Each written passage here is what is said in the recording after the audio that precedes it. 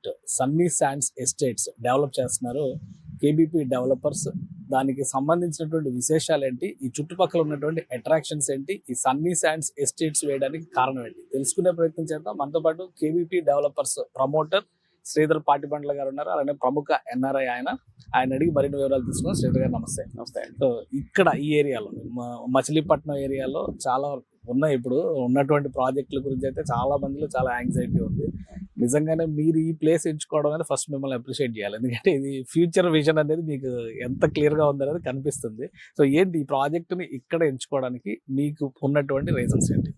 అంటే main reason మీరు అన్నట్టు పోర్ట్ అనేది నెక్స్ట్ ఇయర్ ఎండింగ్కి 3 బర్త్స్ రిలీజ్ చేస్తామని చెప్తున్నారు.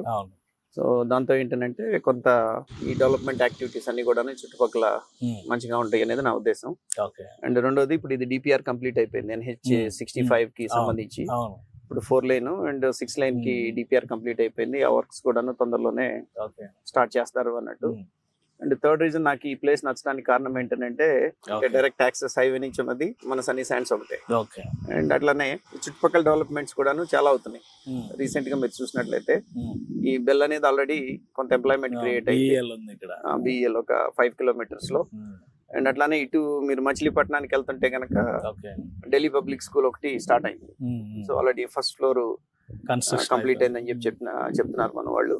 అండ్ టోటల్ అది 5 ఫ్లోర్స్ ఢిల్లీ పబ్లిక్ స్కూల్ ఒకటి స్టార్ట్ చేస్తున్నారు.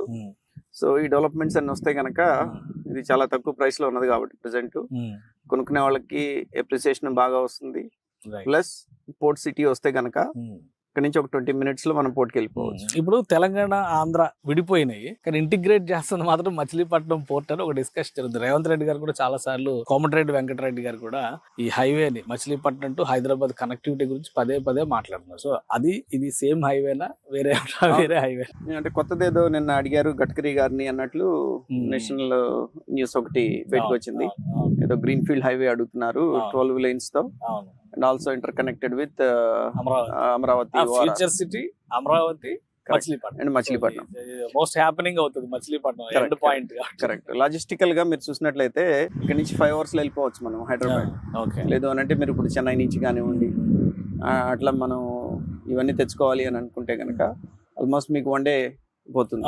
అండ్ రెండోది ప్లాన్ ఏంటంటే కనుక డ్రై పోర్ట్ అనేది హైదరాబాద్ లో పెట్టుకొని ఇట్లాంటి పేపర్ వర్క్స్ అట్లాంటి ఏమైనా ఉంటే కనుక అక్కడే హైదరాబాద్ లో ఫినిష్ చేసుకొని డైరెక్ట్ గా షిప్పింగ్ అనేది పోర్ట్ లోకి వెళ్ళేటట్టు అనేది ఒక ప్లాన్ కూడా ఉన్నది. అంటే మీరు అన్నట్టు ఆంధ్ర కంటే కూడాను తెలంగాణకి మచిలీపట్నం పోర్ట్ అనేది ద మోస్ట్ నీడెడ్. గతంలో కూడా డిస్కషన్ జరిగింది. కేసీఆర్ గారు గవర్నమెంట్ ఉన్నప్పుడు కూడా అసలు మా గవర్నమెంట్ కి ఇచ్చేయండి మచిలీపట్నం పోర్ట్ అని కూడా అడిగారు. కరెక్ట్. బట్ ఇప్పుడు ఏంటంటే ఇంటిగ్రేటెడ్ డెవలప్మెంట్, అది ప్రైవేట్ పార్ట్నర్షిప్ తో డెవలప్ అవుతుంది. రెండింటిని ఇంటిగ్రేట్ చేసే బాధ్యత కేంద్రం రాష్ట్ర ప్రభుత్వాలు రెండు సమన్వయంతో చేస్తాయి అన్నారు. సో అది జరిగినప్పుడు ఈ చుట్టుపక్కల కూడా చాలా వెంచర్స్ కనిపిస్తున్నాయి, చాలా ప్రాజెక్ట్స్ కనిపిస్తున్నాయి.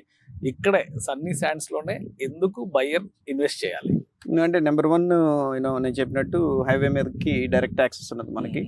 అండ్ ప్రైస్ పాయింట్ కనుక మీరు చూసినట్లయితే డెవలప్ అయ్యే ముందే కొనుక్కోవాలి.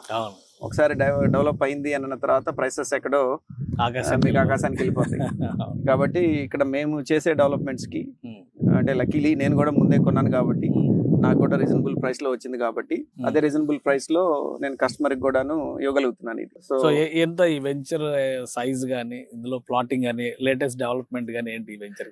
టోటల్ ఇది 28 acres అండి. నేను టోటల్ కొన్నది ల్యాండ్ దాంట్లో 20.69 acres, బాల్ పార్క్ 21 acres అనుకోండి. 21 acres ఇప్పుడు phase 1 కింద ఓపెన్ చేశాను నేను. 281 ప్లాట్స్, 3 కమర్షియల్ అండ్ 278 వచ్చేసి రెసిడెన్షియల్ ప్లాట్స్ కింద ఓపెన్ చేసాము. దీంట్లో ఉన్న డైమెన్షన్స్ కూడాను మీకు కరెక్ట్ గా ఒక 3 bedroom 22-2300 square feet లో కట్టుకునేటట్లు డైమెన్షన్స్ కూడాను ఎక్కువ 183 పెట్టాం. 183 గజాలు, 33 అడుగులు అడ్డం అండ్ 50 అడుగులు లోతు. అండ్ కొన్ని అట్లానే 156 స్క్వేర్ యార్డ్స్ లో కూడా కొన్ని ఉన్నాయి. బట్ మనం డిజైన్ చేసింది ఏంటి అని అంటే కనుక middle class to lower middle class కి అఫోర్డబుల్ ప్రైస్ లో ఉండేటట్టు అట్లా డిజైన్ చేసాం. మీ దగ్గర స్పెషాలిటీ డిజైనింగ్ లో గానీ వెంచర్ ప్లానింగ్ లో గానీ ఏముంది? నాది అంతా కూడాను కొంచెం 23 years నుంచి నేను యూఎస్ లో ఉన్నాను కాబట్టి అండ్ ఇప్పుడే ఒక 2 వెంచర్స్ ఇక్కడ స్టార్ట్ చేశాను. కొంత ఆంధ్రప్రదేశ్ లో కూడా ఇన్వెస్ట్ చేయాలి. డెవలప్మెంట్ దగ్గర కాంప్రమైజ్ కాలేను. నేను అక్కడ చూసి వచ్చిన వాడిని కాబట్టి 1 రూపాయి ఎక్కువైనా కస్టమర్ కి బెస్ట్ ఇవ్వాలి మనం ఛార్జ్ చేసే ప్రైస్ కి అనే మైండ్ సెట్ ఉన్నది.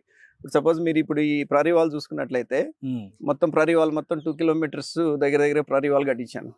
మామూలుగా అయితే నాకు అవ్వాల్సిన ఖర్చు 93 లక్షలు, కానీ నాకు అయిన ఖర్చు 1.2 crores ఈ ప్రరీ వాల్ నేను కట్టించిందానికి. ఎందుకు అంటే that is because of engineer development. Engineer ఏమి ఇచ్చాడో, ఎంత స్ట్రెంగ్త్ ఏమన్నాడో, ఏ కాంపోనెంట్స్ వాడమన్నాడో దాని ప్రకారం నేను కడతాను. కానీ ఏదో ఒక 4 వాల్స్ కట్టారు కదా అని అట్లాంటి వాళ్ళకి ఆ డెవలప్మెంట్ నా వల్ల కాదు అట్లా చేయడం. ప్లాట్స్ ప్లానింగ్ విషయంలో ఎలాంటి కేర్ తీసుకున్నారు? నార్మల్ మన దగ్గర ఉండేటువంటి sizes, villa sizes, plot sizes వీటన్నిటిపైన ఒక అవగాహన ఉంది. వాటిలో ఏమన్నా స్పెషలైజేషన్స్ ఉంటున్నాయా? అంటే క్వాలిటీ ఆఫ్ కన్స్ట్రక్షన్ అగైన్, ఇప్పుడు వాటర్ స్టాక్ కాకూడదు వర్షాలు పడినప్పుడు. ఎందుకంటే మచిలీపట్నంలో వర్షం పడితే కనుక కుంభవృష్టి పడుతుంది, అరగంట పావు గంట పడుతుంది, మళ్ళీ తర్వాత మళ్ళీ అసలు ఏమైంది ఇప్పుడు దాకా ఇట్లా ఇంత వర్షం పడిందా అన్నట్టు ఉంటుంది మళ్ళీ మబ్బు చూస్తే కనుక. సో అట్లాంటి ప్రికాషన్స్ అన్ని కూడాను, లైక్ డ్రైన్స్ మనం ఎట్లా పెట్టాలి, రోడ్లు ఎట్లా వేయాలి, ల్యాండ్స్కేప్ ఎట్లా ఉండాలా, గ్రీనరీ ఎట్లా ఉండాలా. అందుకని నేను అన్నట్లు ఇంజనీర్ డెవలప్మెంట్ ఉంటుంది నా ప్రాజెక్ట్ లో. అండ్ ఈవెన్ నేను కొన్ని విలాస్ దీంట్లో కన్స్ట్రక్ట్ చేద్దామని చెప్పి ప్లాన్ చేస్తాను అనమాట. సో విలాస్ ఎందుకు ప్లాన్ చేస్తాము అని అంటే కనుక నేను అట్లీస్ట్ ఒక 4 to 10 నేను విలాస్ ఇప్పుడు ఎటు నా నంబూరు ప్రాజెక్ట్ లో కాజా టోల్ రోడ్ దగ్గర నేను కడుతున్నాను కదా, సేమ్ అదే డిజైన్స్ తో అట్లీస్ట్ ఒక 4 విలాస్ కడితే, అంటే ఒకవేళ కొనుక్కునే వాళ్ళు విలాస్ ఉన్నా లేకపోతే అట్లీస్ట్ ఒక మోడల్ విలాస్ కడితే వాళ్ళకి ఒక ఐడియా వస్తుంది. ఓకే, ఒక 2000 square feet 2200 square feet Vilas ఎట్లా ఉంటాయి, ఎట్లా కట్టుకోవచ్చు. సో ఇన్ కేస్ ఎవరన్నా ముందుకు వచ్చి మేము కూడా కట్టించుకుంటాము అని అంటే కనుక వాళ్ళకి ఐ మీన్ కన్స్ట్రక్షన్ లో నేను ప్రాఫిట్ అంటే ఏం పెట్టుకోను. అదంతా కూడా ఎంతసేపటికి హారిజాంటల్ డెవలప్మెంట్, నీట్ గా డెవలప్ చేసామా, ప్లాట్స్ లాగా ప్లాట్స్ అమ్మామా అంతవరకే. కానీ నేను కన్స్ట్రక్షన్ లోకి వెళ్ళదలుచుకోలేదు. బట్ నేను ఎవరితో అయితే కట్టించానో, మంచి టీం ఏదైతే పెట్టుకొని నేను కట్టించాలని అనుకుంటున్నాను, ఎవరిని కట్టించుకోవాలని అనుకుంటే కనుక వాళ్ళతో నేను కనెక్ట్ చేసేస్తాను, వాళ్ళు కట్టించుకోవచ్చు. సార్ ఇంకో డౌట్, ఇప్పుడు ఇక్కడ వెహికల్స్ అలా వెళ్తూనే ఉన్నాయి, నేషనల్ హైవే ఎక్స్పాన్షన్ అంటున్నారు, ప్రాజెక్ట్ ఏమో నేషనల్ హైవే మీదే ఉంది అంటున్నారు. ఏంటి అక్కడ సేఫ్టీ, రేపు పొద్దున ఎక్స్పాన్షన్ అంటే రోడ్ ఎక్స్టెన్షన్స్ లో ల్యాండ్ ఎంత పోతుంది ఏంటి అవన్నీ చూసుకున్నారా? కరెక్ట్, గుడ్ క్వశ్చన్ అడిగారు మీరు. నేను NHAI నుంచి NOC తెచ్చుకున్నానండి. ఎందుకంటే ఇప్పుడు DPR ఆల్రెడీ 6 lane కి DPR అయిపోయిందని చెప్పాను కదా నేను. ఇప్పుడు కరెంట్ ఇటు 2 lanes అటు 2 lanes, అండ్ రేపు ఇటు 3 అటు 3, టోటల్ 6 lanes వస్తుంది. అయిన తర్వాత మళ్ళీ సర్వీస్ రోడ్ కావాలా, సర్వీస్ రోడ్ పోయిన తర్వాత కూడాను నా ప్రాజెక్ట్ కి సర్వీస్ రోడ్ కి మధ్యలో కూడాను ఒక 5 feet ఉంటుంది. అందుకనే నాకు ఒక 3 months పట్టింది. ఒక బఫర్ వదిలేరు, ఒక 5 feet ఇంకా బఫర్ కూడా ఉన్నది. సో అందుకని నేను NHAI national highway authority of India దగ్గరికి వెళ్ళి నేను ప్రొవిజనల్ NOC తెచ్చుకున్నాను. ఎందుకంటే అదర్వైజ్ నాకేమవుతుంది అని అంటే ఆల్మోస్ట్ నేను 40 feet లోపలికి వదిలి కట్టుకోవాలా అది తెచ్చుకోపోయినట్లయితే కనుక. అందుకని ఆ DPR లో ఐ మీన్ దాంట్లో మొత్తం కూడాను NHAI దగ్గరికి వెళ్ళి నేను ప్రొవిజనల్ NOC తెచ్చుకున్నాను. కాబట్టి నాకు ఒక ఇంచు కూడా నేను లూజ్ కాలేదు. ప్లస్ సేఫ్టీ పరంగా కూడాను ఎనీ ఇష్యూస్ ఉండవు ఫ్యూచర్. ఎప్పటికి సార్ ప్లానింగ్, ఎప్పటికి ప్రాజెక్ట్ కంప్లీషన్ కానీ ఒక స్టేటస్? ఇప్పుడు లాస్ట్ టైం మన వాళ్ళు వచ్చి చూసినప్పుడు అయితే ఎంటీ ల్యాండ్ ఉంది, కరెక్ట్. ఇప్పుడు కొంత కనిపిస్తుంది ఫెన్సింగ్ కానీ ప్రహరీ గోడ కానీ ఇవన్నీ. సో మీ ప్లానింగ్ ఎప్పటికి ఉంది? ఇప్పుడు మీరు చూసినట్టయితే ఆల్మోస్ట్ ఒక 40% ఆఫ్ ది వర్క్ మనకి కంప్లీట్ అయింది. రోడ్ ఎక్స్కవేషన్స్ కానివ్వండి, రోడ్ లో గ్రావెల్ తోడటం కానివ్వండి, అండ్ అట్లానే ఇప్పుడు ఈ ఫెన్సింగ్ ఇదంతా చూసినట్లయితే కనుక ఆల్రెడీ నేను మార్టిగేజ్ చేసేసాను ముడాకి. 15% ఆఫ్ ది ల్యాండ్ డెవలప్మెంట్ మీరు ముడాకి మచిలీపట్నం అర్బన్ డెవలప్మెంట్ అథారిటీ కిందకు వస్తుంది. ఇది CRDA పరిధిలో రాదు ఇది. సో ముడా కిందకు వస్తుంది. సో ముడా లేఅవుట్ కింద అప్రూవల్ తీసుకొని రేరా తీసుకొని అప్పుడు నేను కస్టమర్స్ కి రిజిస్టర్ చేస్తాను నేను. సో ఇప్పుడు ఈ ఫెన్సింగ్ ఇదంతా వేసేసి మార్టిగేజ్ ఆల్రెడీ నేను చేసేసాను. అండ్ LP నెంబర్ ఈ వీక్ లో వస్తుంది అన్నట్టు ఎక్స్పెక్ట్ చేస్తున్నాను any time. So LP number వచ్చిన తర్వాత ఒక 2 to 3 weeks మనకి రేరాకు పడుతుంది. అదైన తర్వాత ఎవరెవరైతే నా దగ్గర కొనుక్కుంటున్నారో వాళ్ళందరికీ కూడాను నేను రిజిస్ట్రేషన్ చేసేస్తాను. ప్రాజెక్ట్ కంప్లీషన్ అనేది ఒక 1 year కంప్లీషన్ అనేది నేను అనుకోవటం బై సమ్మర్ అంటే ఆల్మోస్ట్ 40% వర్క్ అయింది. కాబట్టి అగైన్ ఈ 2 నెలల్లో కొంత ఆగాల్సి వస్తుంది మనం, ఎందుకంటే వర్షాలు పడినప్పుడు మనం ఏదైనా వర్క్ చేసినా గానీ అదంతా వేస్ట్ అవుతుంది. అందుకని దీపావళి తర్వాత చిన్న చిన్న వర్క్స్ ఏమైనా ఉంటే చేస్తున్నాం కానీ అంత స్పీడ్ అప్ చేయట్లేదు ప్రస్తుతానికి. 2 ప్రాజెక్టులు ఒకేసారి మీరు మూవ్ ఆన్ చేసే ప్రయత్నాల్లో ఉన్నారు. కరెక్ట్. అదే టీమ్, సేమ్ టీమ్ ని నేను డిప్లాయ్ చేసుకుంటున్నాను. అండ్ 2 ప్రాజెక్ట్స్ కూడాను ఆ టీమ్ కి నేను హ్యాండ్ ఓవర్ చేస్తాను నేను. అండ్ మా ఇంజనీర్స్, మా దగ్గర ఉన్న ఎక్స్పీరియన్స్డ్ పీపుల్, ఆ క్వాలిటీ ఎట్లా అవుతుంది, ఇష్యూస్ ఏమన్నా ఉన్నాయా, మనం అనుకున్నట్టు డిజైన్స్ వస్తున్నాయా లేదా, ల్యాండ్స్కేప్ వస్తుందా లేదా. అంటే ఈ 2 ప్రాజెక్ట్స్ కూడాను లోకల్ ఫ్లేవర్ ఉండదు. అండ్ కొంత అంటే US standards first of all మాకు నచ్చాలా, కస్టమర్ కి నచ్చేకంటే కూడాను మేము చేసిన ప్రాజెక్ట్ మాకు నచ్చాలా. సో మన వాళ్ళు ఏంటంటే చిన్న చిన్న జాగా దొరికినా కానీ ఒక 30 స్క్వేర్ ఫీట్ లో కూడా కట్టేస్తూ ఉంటారు. సో మరి ఆ మైండ్ సెట్ ఇక్కడ ఎట్లా మీరు చెప్పినటువంటి ప్రపోజల్స్ రెస్పాన్స్ బాగానే వస్తుందా? అది నాన్ లేఅవుట్ లో వేయడానికి పాసిబిలిటీ ఉంటుంది, కానీ వీటిలో ముడా అప్రూవ్డ్ లేఅవుట్స్ కానివ్వండి, సిఆర్డి అప్రూవ్డ్ లేఅవుట్స్ లో కానివ్వండి, అంటే ఇప్పుడు కొత్తగా ఇప్పుడు సిఆర్డిఏలో కూడా 33 feet 30 feet రోడ్స్ కి పర్మిషన్ ఇస్తున్నారు. కానీ బట్ నా వెంచర్స్ అన్ని చూసినట్లయితే కనుక మీరు అన్ని కూడాను 40 feet roads, under ground drainage, under ground water, landscape. అంటే నేను పెట్టిన ప్రైస్ కి ఇక్కడ చుట్టుపక్కల ఇట్లాంటి డెవలప్మెంట్ అయితే ఎవరు ఇవ్వలేరు. నేను ముందే కొనుక్కొని పెట్టుకున్నాను, ల్యాండ్ బ్యాంక్ అంతా నా దగ్గరే ఉన్నది కాబట్టి కొనుక్కునే వాళ్ళు కూడా అప్రిసియేషన్ మంచిగా ఉంటుంది. అంటే సో మీరు ఇచ్చేటువంటి ఎమ్యూనిటీస్ మీ దగ్గరకి బయర్స్ తీసుకొస్తాయి. Correct correct correct. Plus I mean ఇప్పుడు నాదంతా ఏంటంటేనండి ఓపెన్ ప్రొఫైల్. జనాలు యూట్యూబ్లోకి వెళ్ళి నా పేరు కొట్టేసిన నా అమెరికన్ ప్రొఫైల్ కనపడుతుంది, నా ఇండియన్ ప్రొఫైల్ కనపడుతుంది.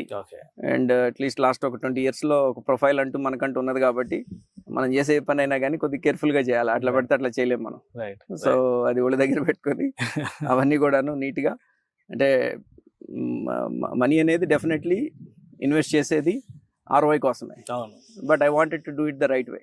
ROI నాకు కొంత తగినా గానీ but I wanted to do the right thing. Good will, trust, credibility ఇవన్నీ కూడా కీప్ అప్ చేయాలి. జనరల్ ఎవరితో మాట అనిపించుకోవడం అనేది నాకు ఇష్టం ఉండదు. అట్లాంటి పనులు చేయం. Thank you sir, all the best for your project. ఇది మచిలీపట్నంలో ఈ వెంచర్ సన్నీ శాండ్స్ ఎస్టేట్స్ పేరుతో నిర్వహిస్తున్నటువంటి వెంచర్ కేబీపీ డెవలపర్స్. దానికి మెయిన్ ప్రమోటర్ గా ఉన్నది శ్రీధర్ పాటిబండ్ల గారు. ఆయన క్రెడిబిలిటీ, గుడ్ విల్ చూస్తే కనుక NRIs అందరికి కూడా తెలుసు.